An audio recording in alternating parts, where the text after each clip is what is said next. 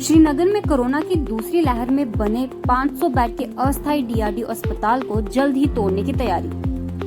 प्राचार्य JMC Srinagar doctor Saumya Rashid ने बताया कि डीआरडीओ के साथ 6 महीने का एग्रीमेंट हुआ था, जिसके बाद इसे 6 महीने के लिए और बढ़ा दिया गया, पर अब एग्रीमेंट समाप्त हो जाने के बाद अस्पताल को हटाया जा रहा है। अस्पताल में आधुनिक मशीनें, ऑक्सीजन सुविधा और अन्य सुविधाएं उपलब्ध थी। कोरोना के प्रभाव खत्म होने के बाद लोगों को उम्मीद थी कि इस अस्पताल को संक्रामक रोग अस्पताल के रूप में तब्दील किया जाएगा, लेकिन अब इसे हटाया जा रहा है। जम्मू में 2 कश्मीरी मौलवी संघ 5 जमाते इस्लामी की गिरफ्तारी को लेकर पीडीपी की अध्यक्ष महबूबा मुफ्ती ने इस गिरफ्तारी की निंदा की।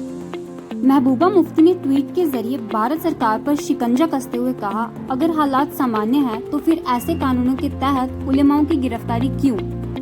वहीं सीपीआई के नेता मोहम्मद यूसुफ तारिगामी का कहना है कि यह सरकार की चाल है, जहां से कोई बुलंद आवाज आती है वहां उसे दबाने की कोशिश की जाती है।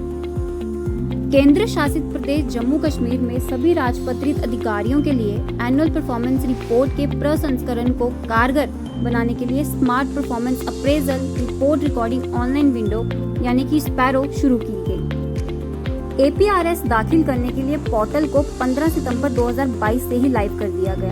पोर्टल पर एनुअल परफॉर्मेंस रिपोर्ट भरने के लिए पासवर्ड के साथ साथ एनआईसी ईमेल आईडी पहले ही तैयार की जा चुकी है और सभी राजपत्रित अधिकारियों के मोबाइल नंबर पर सारी डिटेल्स भेज दी गई हैं, जो पोर्टल पर लॉगिन करने में उपयोगकारी होंगी। देश के कई राज्यों में आज प्रधानमंत्री नरेंद्र मोदी जी का जन्म दिवस मनाया गया। बीजेपी ने आज प्रधानमंत्री के 72वें जन्म दिवस को सेवा दिवस के रूप में मनाया। प्रधानमंत्री मोदी ने नामीबिया से लाए हुए 8 चीतों को मध्य प्रदेश के कूनो नेशनल पार्क में रिहा किया। आज जब 8 चीते 75 साल करीब उसके बाद हमारी देश की धरती पर लौट आए हैं, दूर अफ्रीका से आए हैं, लंबी सफर करके आए हैं, हमारे बहुत बड़े मेहमान आए हैं। इन मेहमानों के सम्मान में मैं एक काम कहता हूं, करोगे? इन मेहमानों के सम्मान में हम सब अपनी जगह पर खड़े होकर दोनों हाथ ऊपर करके ताली बजा करके हमारे मेहमानों का स्वागत करें। बीजेपी के अध्यक्ष रविंद्र रैना ने प्रधानमंत्री नरेंद्र मोदी जी के जन्म दिवस पर जम्मू में मनाया रक्तदान महोत्सव। यह महोत्सव government medical college and hospital Bakshi Nagar में मनाया गया। इस महोत्सव में रविंद्र रैना संग कई अन्य डॉक्टर और लोगों ने हिस्सा लेकर रक्तदान किया। आज 17 सितंबर का दिन है और 17 सितंबर का दिन माननीय प्रधानमंत्री नरेंद्र मोदी साहब के जन्म दिवस के तौर पर भी इसको मनाया जाता है।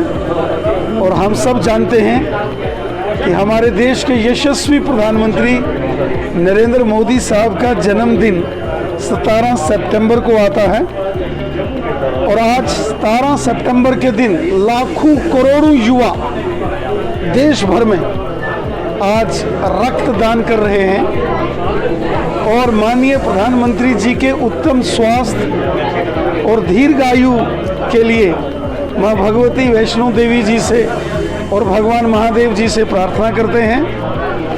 मोदी साहब केवल भारत में ही नहीं बल्कि दुनिया के आज सबसे लोकप्रिय नेता हैं और मोदी साहब दुनिया के सबसे ताकतवर नेता हैं।